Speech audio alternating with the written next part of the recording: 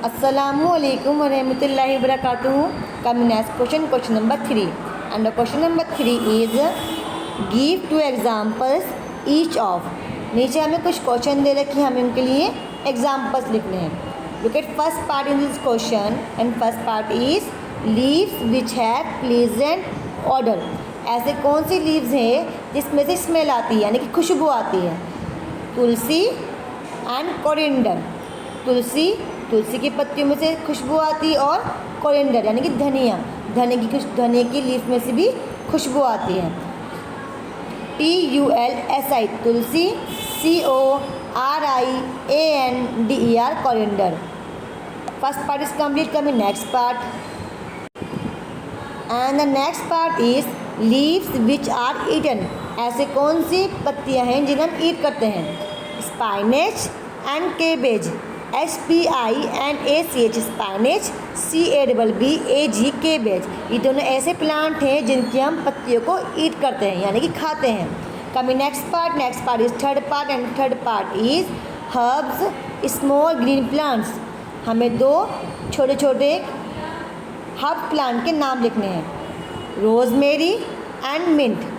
ROSE rose, MARY rosemary, MINT mint. Coming next part, this question is complete. Coming next question number 4, and the question number 4 is match the columns. हमें इन question में matching करनी है. Column A, column B, column A को column B से match करना है. Look at here. Let's start. First part in this question is plant with bitter leaves. ऐसे कौन से प्लांट होते हैं जिनकी पत्तियाँ कड़वी होती हैं? आंसर इज नीम. नीम की जो पत्तियाँ होती हैं वो कड़वी होती है, इसलिए हमने फर्स्ट पार्ट को सी से मैच कर दिया है. Coming next part is second part, and second part is leaves which are eaten. ऐसे कौन सी पत्तियाँ होती हैं जिन्हें हम ईट करते हैं, यानी खाते हैं? D cabbage, CABBAG cabbage. तो हम गोभी की पत्ती को खाते हैं, इसलिए हमने सेकंड को D से मैच कर दिया है. Coming next part third part, and third part is stem that we eat. ऐसे कौन से प्लांट हैं जिसकी हम स्टेम को ईट करते हैं? वो है पटेटो. पटेटो क्या है? वो प्लांट का तना है, स्टेम है, तो इसलिए हमने थर्ड को A से मैच कर दिया है. And fourth is leaves use in decoration. ऐसी कौन सी पत्तियां हैं जिन्हें हम डेकोरेशन के लिए यूज़ करते हैं? Ashok and mango.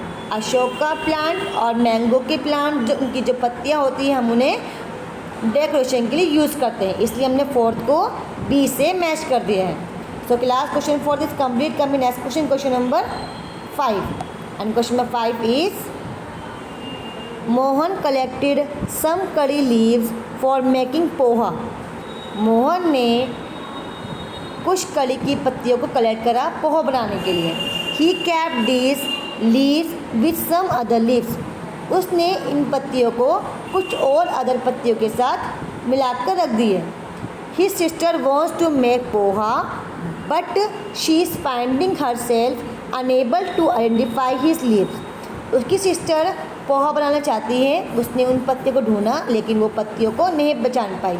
Curry leaves की पत्तियों को वो नहीं पहचान पाई. Can you help? क्या हम उनकी हेल्प कर सकते हैं? Look at this leaves. इन सबको लीव्स को देखिए और पहचानिए कि इसमें से कौन सी लीव्स कड़ी लीव्स हैं.